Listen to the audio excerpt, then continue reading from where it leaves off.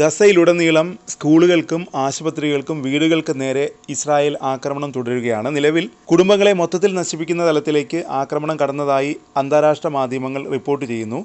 2 ദിവസമായി വടക്കൻ ഗസയിൽ ഇസ്രായേൽ വ്യോമാക്രമണത്തിൽ മായ്ച്ചു കളഞ്ഞത് ജബാലിയയിലെ ഖല്ല കുടുംബത്തെയാണ്. 7 കുട്ടികളടക്കം കുടുംബത്തിലെ 12 പേരാണ് ഈ ആക്രമണത്തിൽ കൊല്ലപ്പെട്ടത്.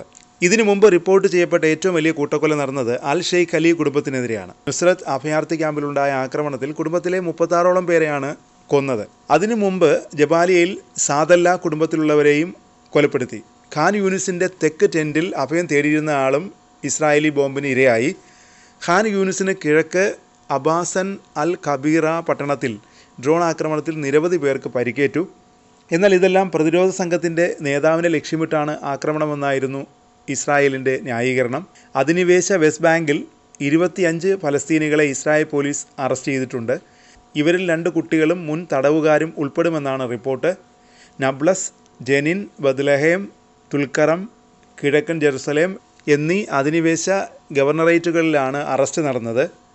ഗസയിൽ 24 മണിക്കൂറിനിടെ 30 ഫലസ്തീനികൾ കൊല്ലപ്പെട്ടുവെന്നാണ് ആരോഗ്യ മന്ത്രാലയം നൽകുന്ന വിവരം. ഇതോടെ കഴിഞ്ഞ വർഷം ഒക്ടോബർ 7 ശേഷം ഗസയിൽ ഇസ്രായേൽ ആക്രമണങ്ങളിൽ കൊല്ലപ്പെട്ടവരുടെ എണ്ണം 45,235 ആയി. 1,07,580 പേർക്കാണ് ഇതുവരെ പരിക്കേറ്റത്.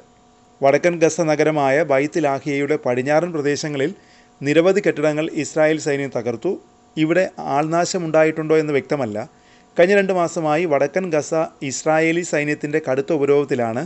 ഭക്ഷണവും വെള്ളവുമില്ലാതെ ജനം മരണത്തോട് മല്ലിടുകയാണ്. ഗസയിൽ ഇസ്രായേൽ തുടരുന്നത് ആസൂത്രിത വംശഹത്യയാണെന്ന വിമർശനം ഇതോടെ ശക്തമാവുകയാണ്.